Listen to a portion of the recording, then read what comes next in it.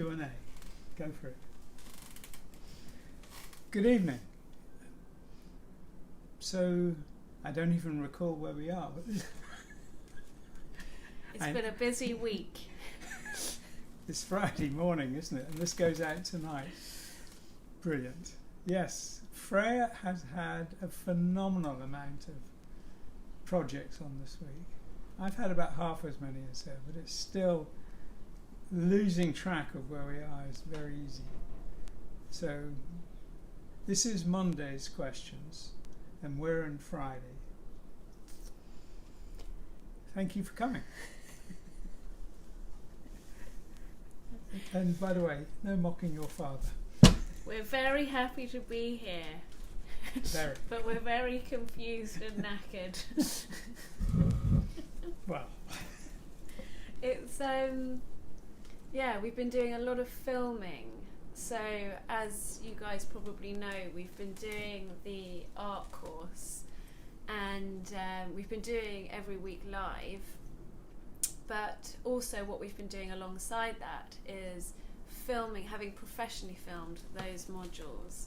So hopefully once this course is over, maybe even before, we can offer those as digital downloads. So what we'd like to do is we'd like to continue live courses, but we'll be doing those sort of every couple of months maybe is the plan, or every quarter. But we wanted these filmed sessions as well for people who just want to do it in a different format and maybe find it difficult structuring their time around the 6-week module format. You've seen what it looks like professionally because the Monday session was filmed by Matt, wasn't it? Yeah, so with the green screen. The last 2 live sessions we've done with Matt, who hasn't had the benefit of being able to edit anything and also had to suffer our Wi-Fi. But so the recorded course will be much, much smoother. But yeah, those last 2 sessions were great, and they were because Matt helped us do the green screen and the presentation. Yeah. Yeah. There was an odd lag when it went out on Facebook between what we said and the image. But we'll have that version synced up. In the recorded version, there's no lag. Okay. So we have your questions. These are from Monday. And on Monday, what are we doing on Monday? Logos and fonts. And sketchbooks and fonts. And so these are all questions mostly to do with Dad's logos, and we were going through the sketchbooks as well. So there were lots of people commenting they'd really like a book of the sketchbooks and logos as a separate kind of thing. Well, yes, me too. And I think we're going in that direction. But if we have any news in that, we'll let you know. But definitely, I would like to see the sketchbooks eventually published, even if it's only in small quantities. A lot of people also wanted their own. So those leather-bound sketchbooks with the tracing paper or the typo detail paper bound in. And this is all part of what I hope to be a scheme to start our own stationery company that we can include those lovely books. Follow Freya. Follow Freya's. We'll have to figure out how to do that. It would be good fun to do, for sure. They're bigger than normal sketchbooks, which typically have 100 pages. The ones we've had bound are typically 350, 400 pages. So but the paper's much thinner, isn't it? The paper is thinner than cartridge paper, but it is absolutely standard thickness for detail and typo detail and tracing paper. It's literally, I buy that in the art store. We'll have to figure out what we can do about that. Yeah. It's an expensive way to do it because when a book is bound, the grain of the paper, and paper has a grain like wood, has to go in the right direction. So sometimes, it's a very wasteful process because we can't take the most economic angle from the paper we bought. But for me, it's very well worth it because I love the fact that the sketches are there, they're sequential, they're chronological-ish, and it's a great reference. Well, so we'll look into it. We'll look into it. Should we start with the questions? Hmm. Okay. I thought this was a very good question. Do you use this? So Stuart asks, do you use the same distraction techniques when designing logos and lettering, or does it require a different concentration?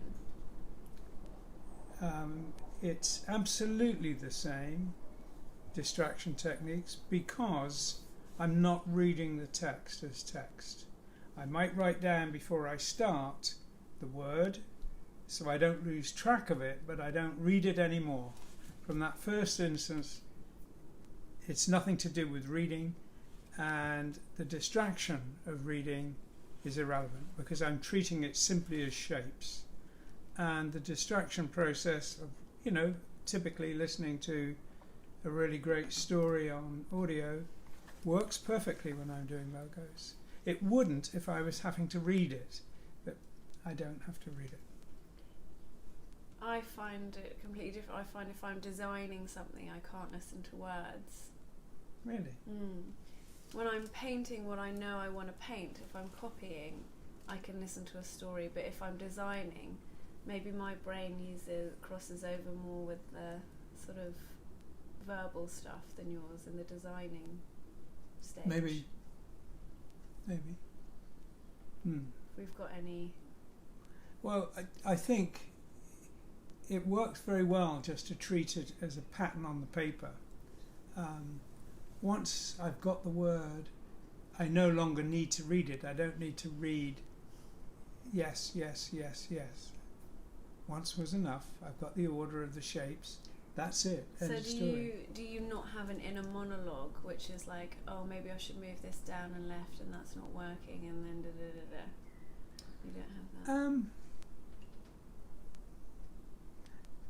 that? Yes, of course I do, but I am in the process of trying to do it silently, intuitively, without being logical about it.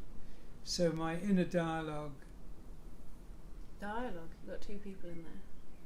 10, 15...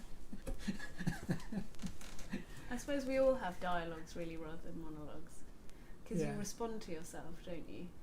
Yes, but I try not to. That's the point. I mean, the point is to try not to, because thinking about something is a disruptive factor, an inhibiting factor, and I find it much more enjoyable getting out of that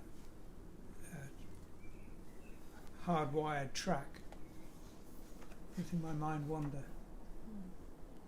But when my mind is wandering, it isn't wandering without a dialogue, but the dialogue isn't planning and constructing and analysing. It's just drifting around. Must be nice. That's the point. It really works best when it's great and it's relaxing and it's entertaining. I wonder whose voice I have in my head telling me I'm not getting it right. Someone who you should shoot. I'm not pointing any fingers.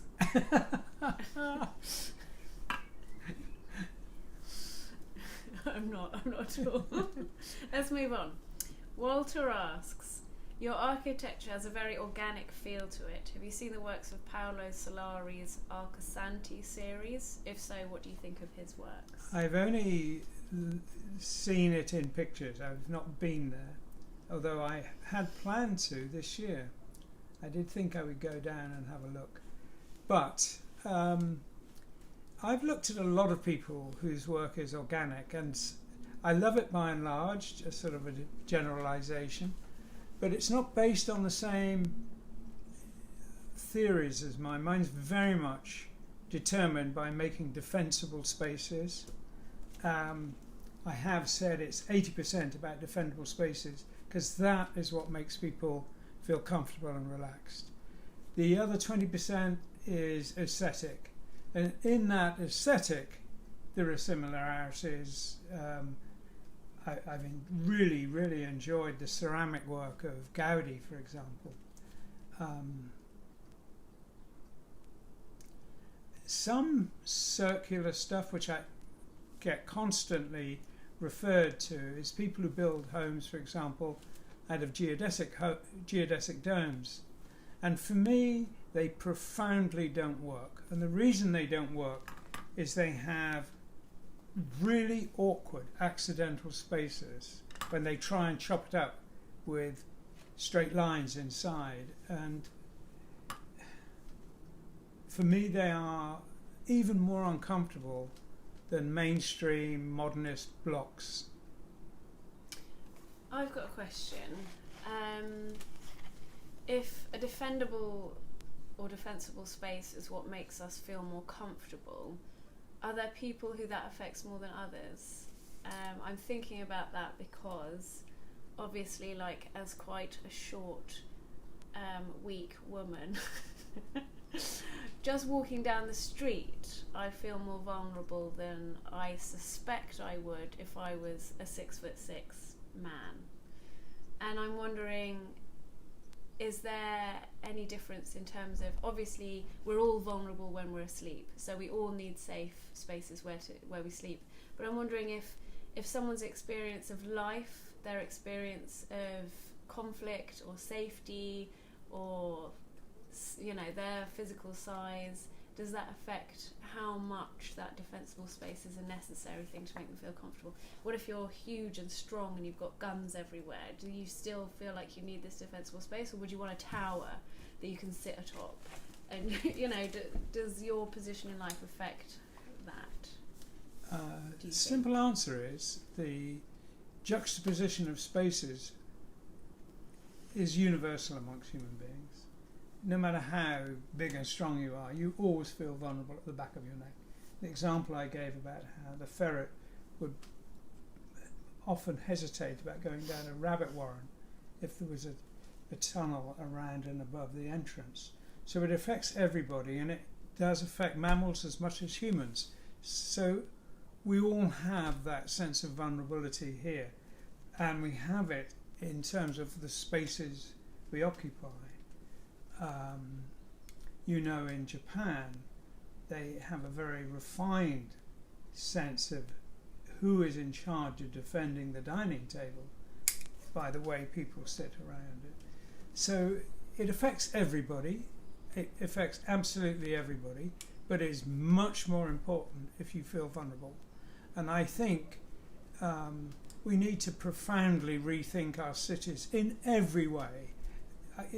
We have so few cities that actually work for human beings, and if we made streets that felt safe, their first rule is to make them safe. I think we may be covering similar territory to our last Q&A if we go down this. Yeah, we may, but some things stand repeating and repeating and repeating. It's Friday, can we... I do it when Freya's not here. You'll have plenty of time for that when I go back.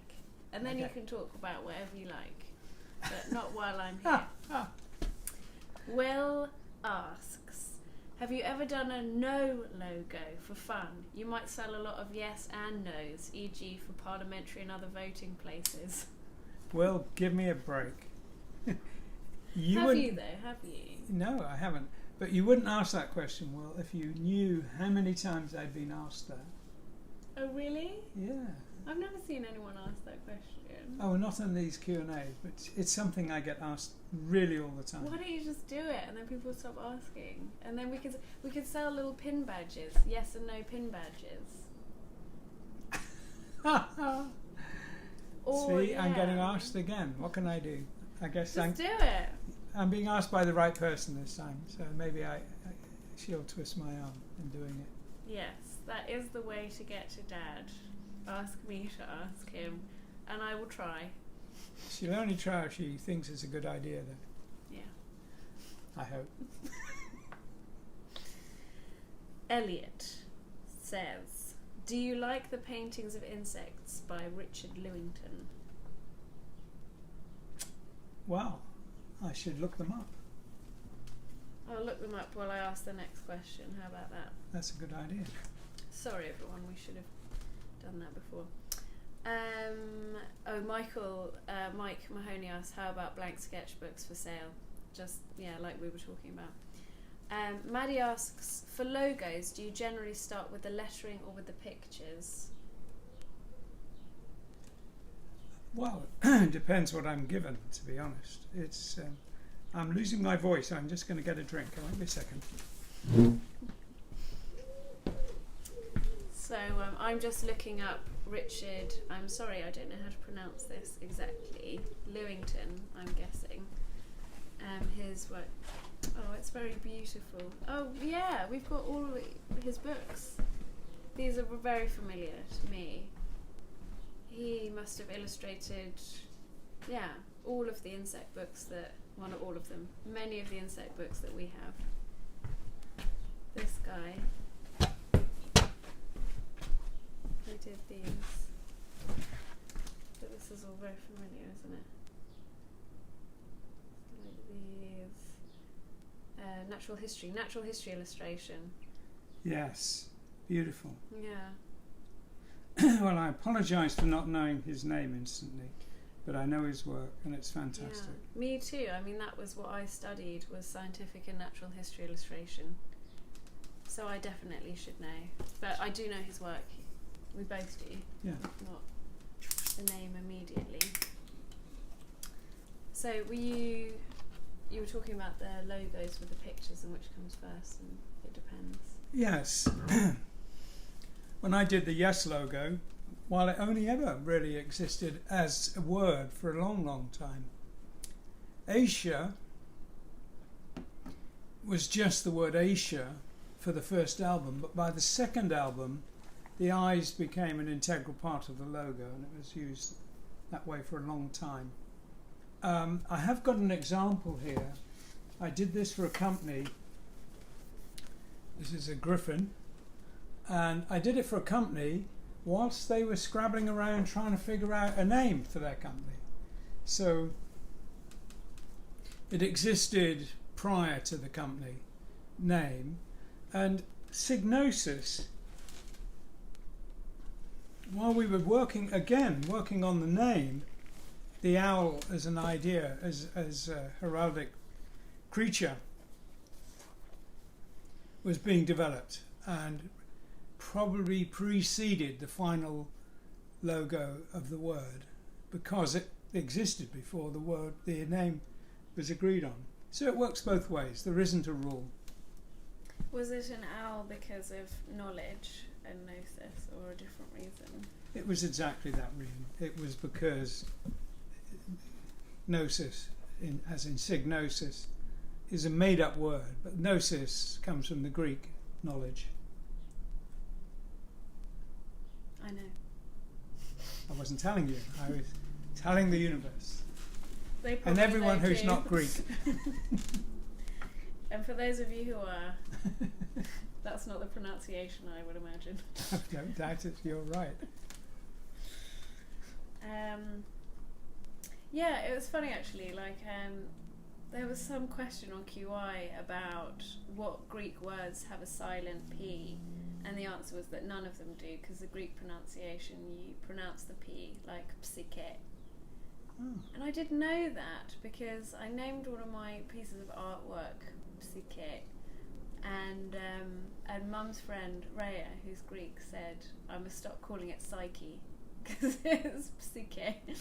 And when I did classics, she was always correcting my Greek pronunciation, and I feel like, how is she so sure that ancient Greek didn't pronounce it like how I pronounce it now? Oh, they go and ask in ancient Greek. What else would you do? I suppose the same is true of Latin. There's lots of arguments Well, in about English, how Latin is. lots of people don't, know for sure necessarily about how Old English all the words were pronounced. There's lots of disagreements about different things, isn't there? I guess more because the spelling confuses people. We see written in touristy villages, ye oldie sweetie shoppy, but it would have been pronounced the old sweet shop because Y was pronounced the. And donkey would have been thonky because the D was a TH sound. And vice versa. You see murder written as murder, but it was a harder sound as murder. So the spellings give us a more confusing idea of how words are originally pronounced.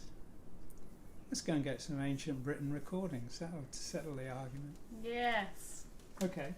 Just going back to when we did do the thing. People like the cats, and they like this cat. Actually, this is a good point for the which comes first, the picture or the logo, because this is both, isn't it? This version of the logo, so this is a cat, butterfly, and this is the Yes logo that was used on that tour with it. So this went logo, picture, logo again, didn't Yeah. it, that design? Yeah. For the next tour, we're using that butterfly and a logo which exists somewhere in this room. I can't find it right now. That was done in the same way as that. So, yeah. Cengiz asks, you would tell us your deserted island paintings from other painters. Forgot? Question mark. No, just confused. Try to run that by me again.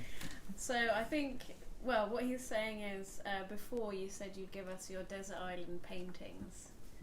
And you said you'd think about it. My list of 10 favourite paintings. You don't have to do 10 right now. Have any more occurred to you that you think?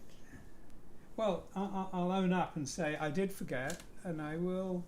You remind me, and I'll do it. Okay. You have to understand, though, if I do it, and I finish it before lunch, it would be a different list by tea time and a different list by the following morning. So it's very much a movable feast. I'm going to say a couple because I have a couple that are springing to mind. I like where you get 2 in 1 or 3 in 1 or 101. So I said Garden of Earthly Delights by Hieronymus Bosch the last time because you get like 1,000 paintings in one painting. But also I really liked Gustave Courbet did a self-portrait of himself called L'Homme Blessé, the wounded man, and he had this bloody chest wound over his heart. And they only figured out, like, very recently, in the last, I think, 30 years or something, by scanning it, that originally he painted his girlfriend there and she'd broken up with him. So then he painted over her a wound. Isn't that sad? Yeah. But I thought that's a 2 in 1, because that's got a great story. Yeah.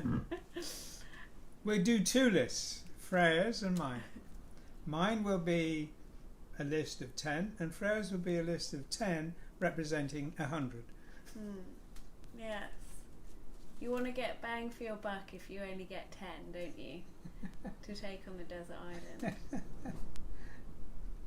I loved Botticelli's stuff as well when we went to the Uffizi in Italy. I couldn't believe it.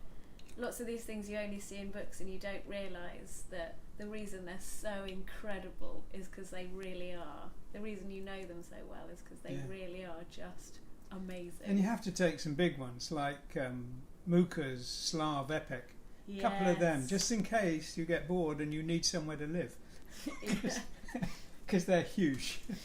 Yes, they'd make a great tent if you needed some they emergency. would make the most sublime tent.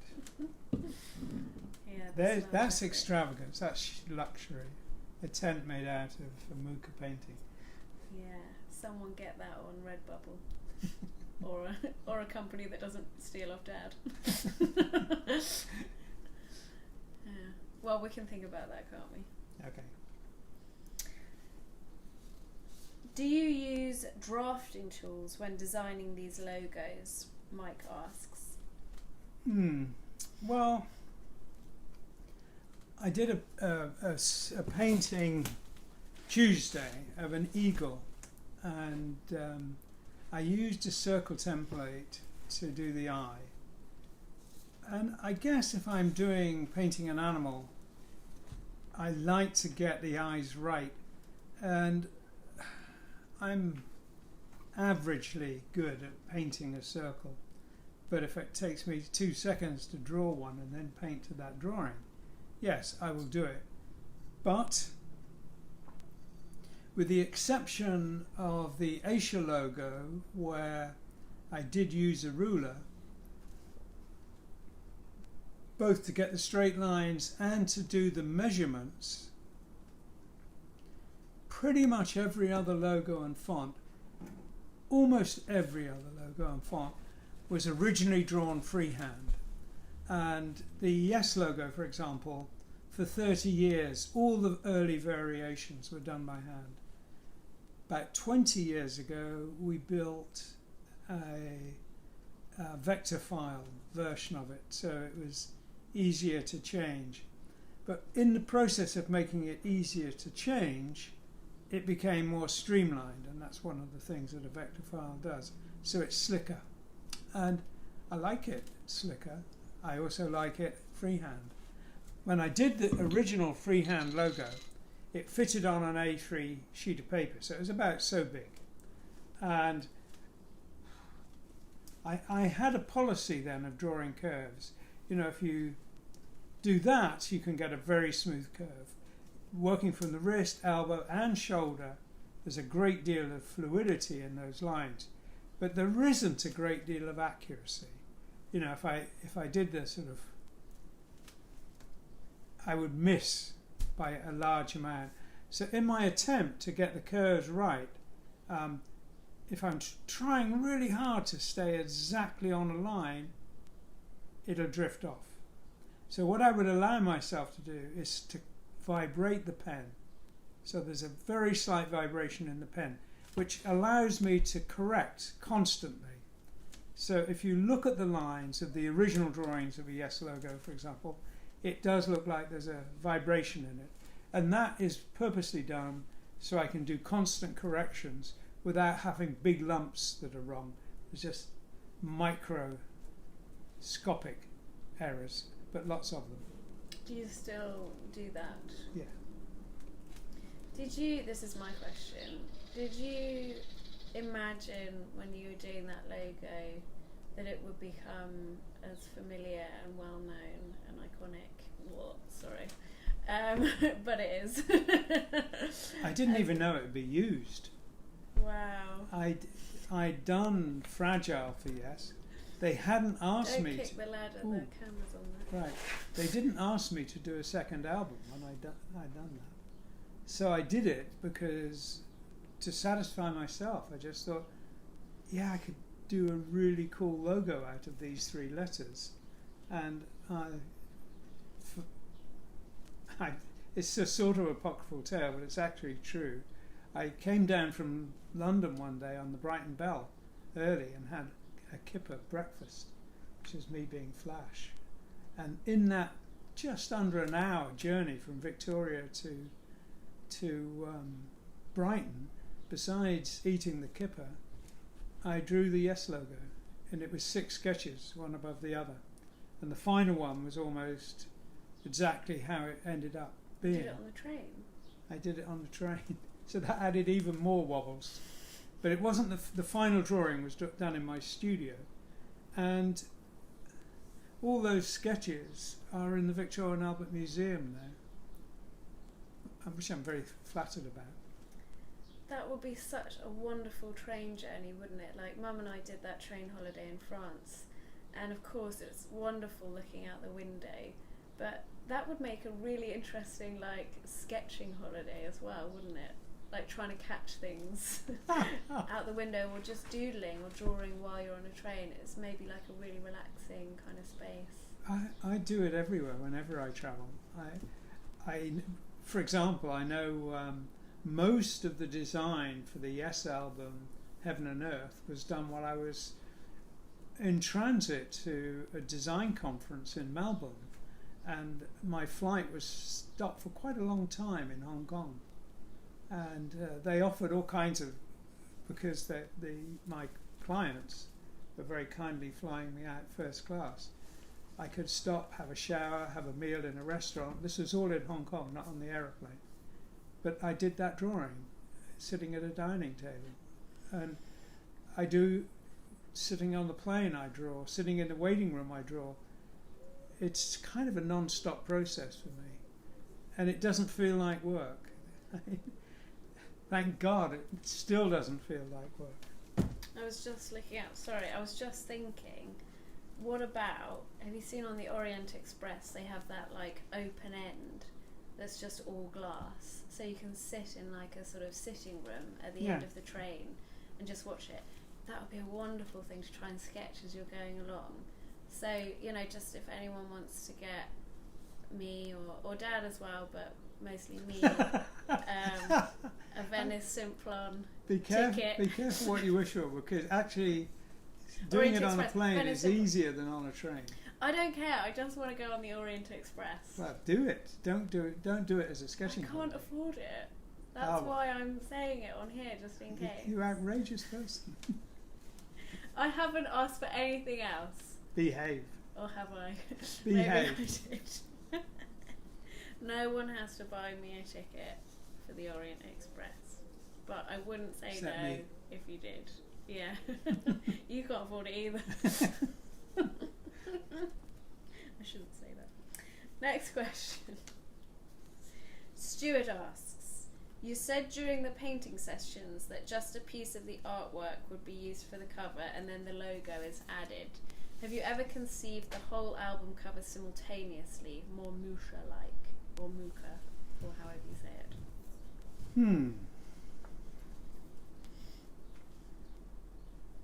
I've often conceived of it as the finished thing, but I've always separated them out for execution.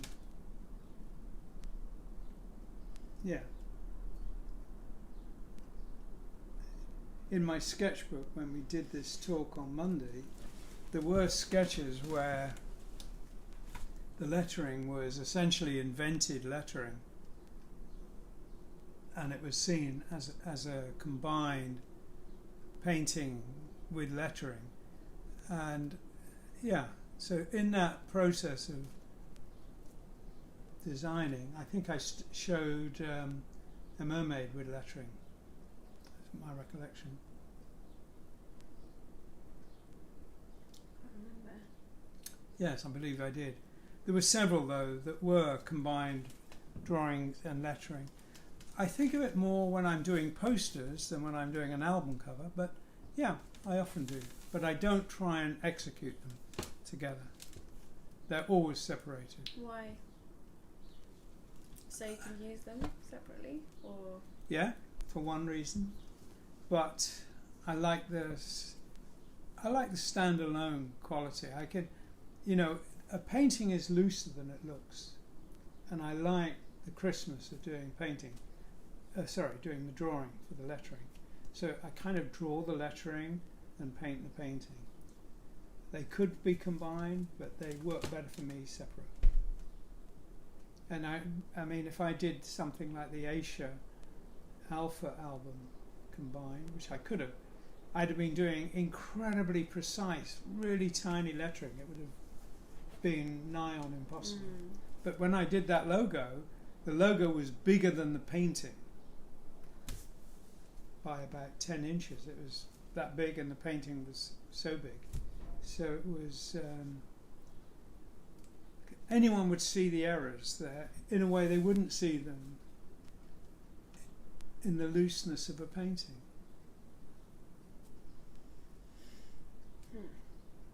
David asks, are you a rock hound, in brackets, collector of stones? Yeah. Literally, or in your paintings, or both? Both. Yeah, I could show you, shall I? Yeah. I thought when I was reading that question, I thought it was interesting because painting is a way of collecting things, isn't it? I kind of feel like often Yes. one of the things that's so satisfying about it is if you see something really beautiful, like a sky or an animal or anything, you can capture it without having to take or move anything. and being able to make it yourself without relying on technology is just that much more satisfying again. It's not the same as a photograph where you need a piece of technology, because in a painting or a sketch you can just have something that makes a mark and something to mark on, and if you get good at it you can collect almost anything that you like. Am I talking to myself or are you listening? You listening to me? Sorry? Are you listening to me? Am I talking to myself? Yes, you're speaking to yourself. Be careful. Well, I hope you guys will listen. Okay. Couple more. Hang on. I've run out of things to say to myself. Easily? Okay. You might need to go closer than that. This is iron pyrites, and it comes out of the cliff in Dover. So when my brother and I lived in Dover, whenever there was a storm and there was a cliff fall, we would go along looking for them and find them on the beach. Is that fool's gold? Yes, it does have gold in it, but it's mostly iron and nickel. But is it what's called fool's gold? Sometimes, yes. We do have a lot of ordinary pebbles found on the beach. It's very heavy. It is, yeah. This one's the opposite. This is a pebble found on the beach, but it's volcanic lava. So it's being ground into a pebble shape, but it's full of pits from exploding gas when it was cooling. Where's that from? That's from Hawaii. There's people who have a phobia of things that have this texture. Is there? Yeah, I can't remember what it's called, but a friend of mine's flatmate had it, and it's particularly like with lotus seed pods and things like that. Anything that has lots of holes, they get really freaked out and uncomfortable with. There's a skin disease that looks like that, and I think that's where it comes from. Scary. So that one is found on the roadside in Nevada when we stopped. And I can't remember this, I think it's the same.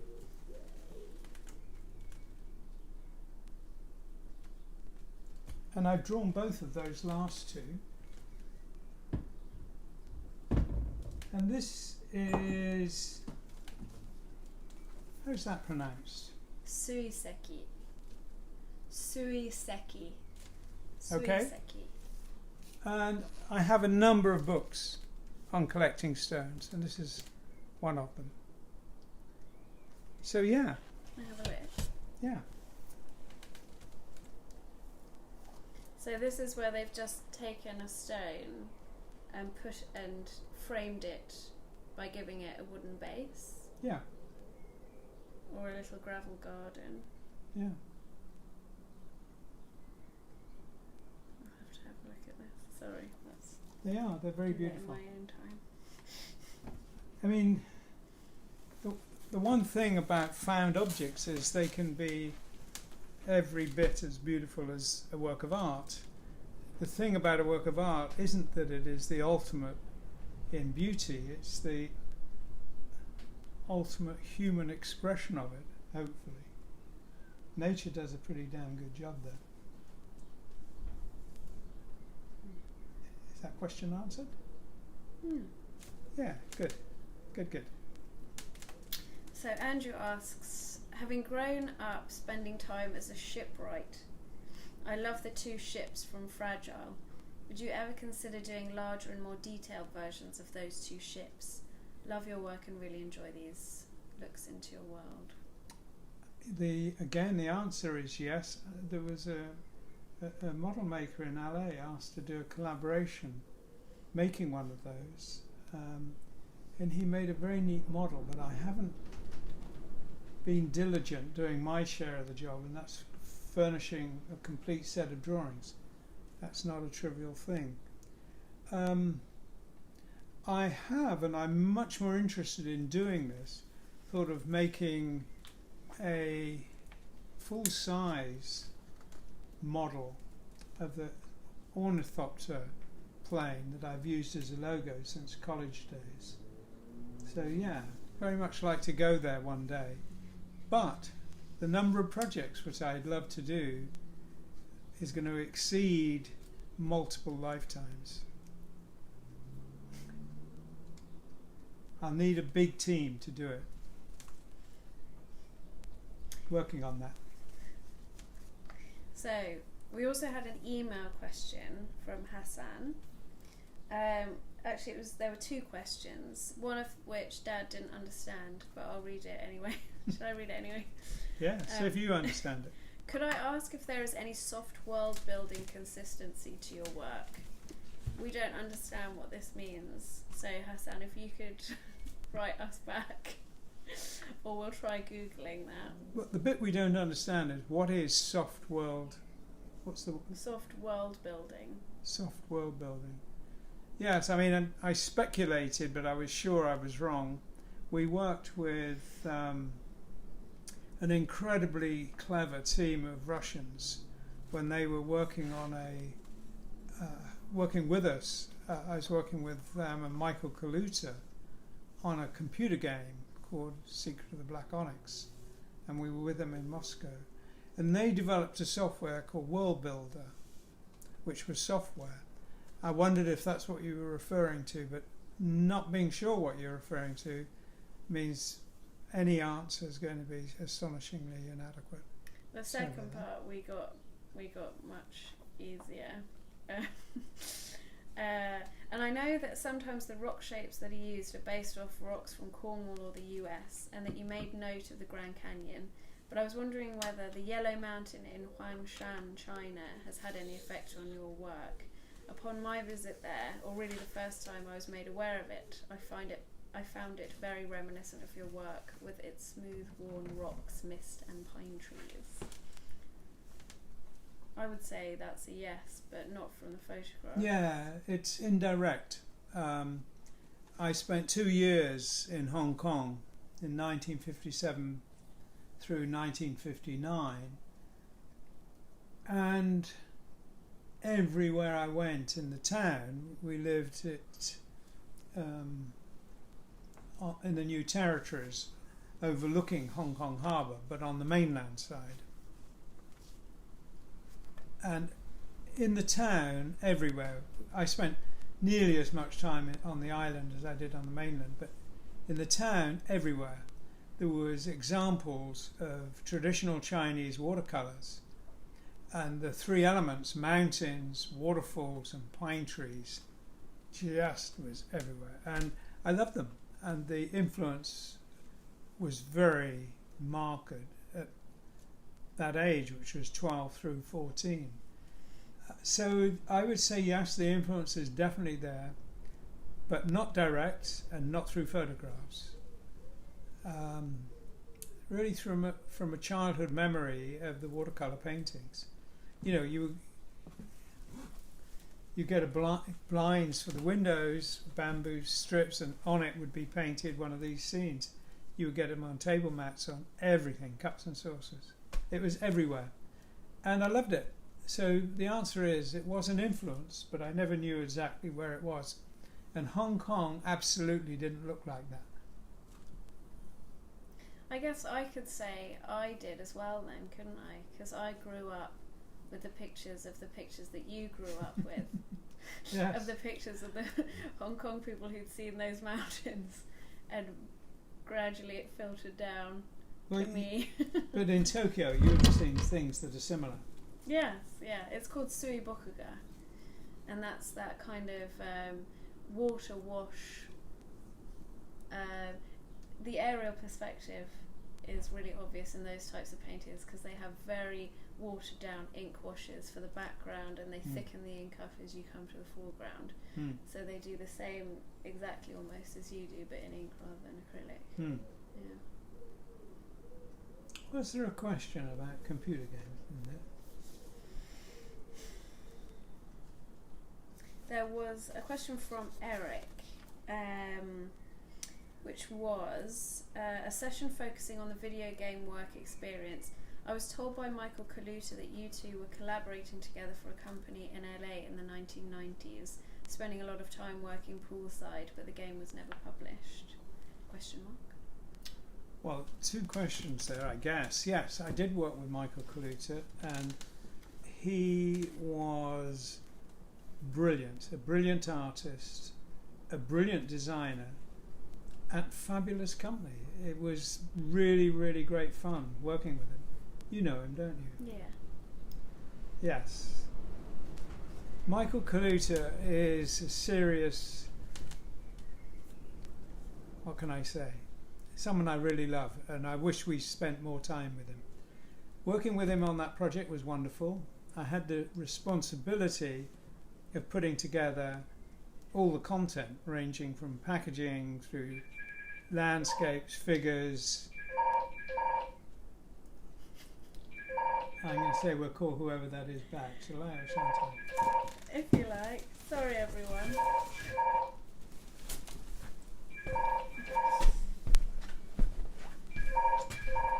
We haven't figured out how to turn the phones off yet. Hello. Dad said hide the earpiece, so I stuffed them under cushions, and that didn't work because Dad didn't realise the basses make noise as well. I tried unplugging it, that did work, but probably caused some other problems. Anyway. Yeah, working with Michael was fantastic.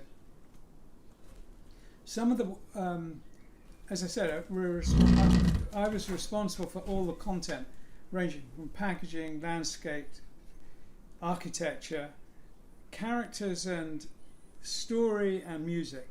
And Michael took over doing the characters, which he did brilliantly, and he also took over responsibility for stories, and he got Elaine Lee to come in and work on the stories, which she did brilliantly. So Michael and Elaine Lee did massively wonderful work.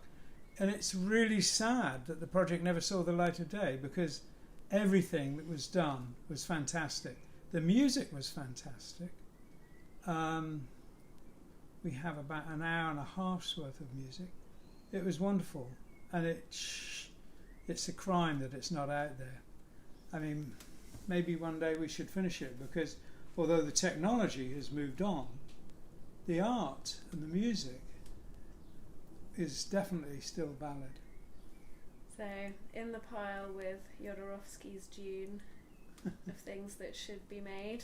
That should be made. Well, Michael and I pretty much finished our part. The part that really wasn't finished was essentially the gameplay. The Russian guys who were doing the landscapes with World Builder, they did an amazing job. And the Japanese team did an amazing job too.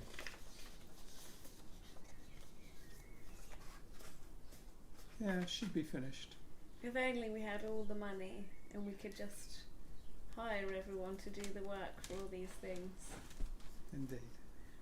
Well, it's there, and one day it may get woken up, but it's there resting for the moment. Working with Michael, he was brilliant. Most people think of Michael as a great artist, which he unquestionably is, but he is a fantastic designer as well. I remember a debate with Hank, who was the publisher of the game, and he was talking about Frank Frazetta, and I said, Frank has got a fabulous facility when he's painting figures.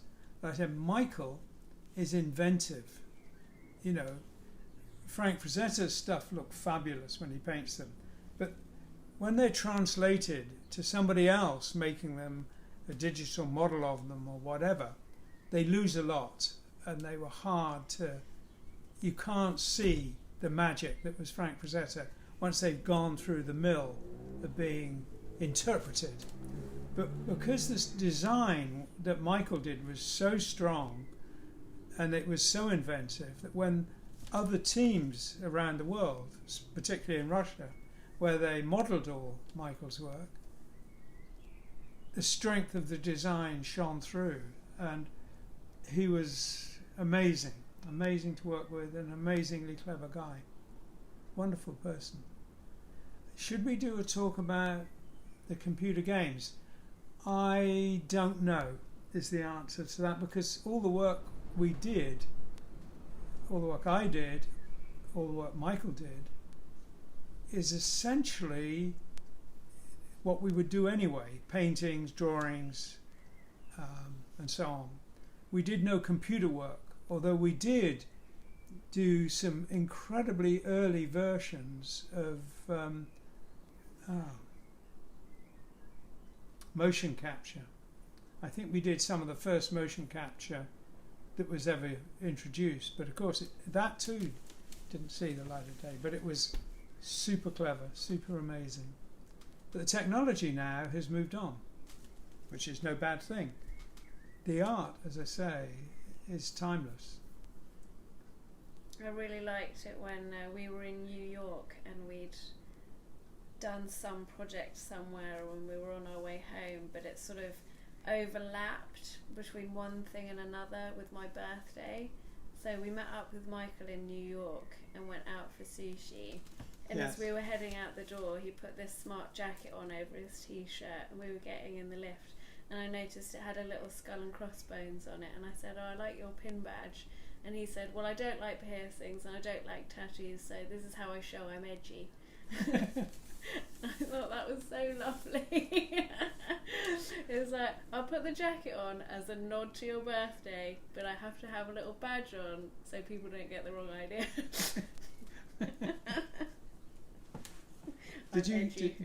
Were you in his studio? Yeah. It's amazing, isn't it? Yeah. It's an Aladdin's cave. We miss you, Michael. Yeah, we should go over. Well, it'll be a while, I guess, before we can go anywhere.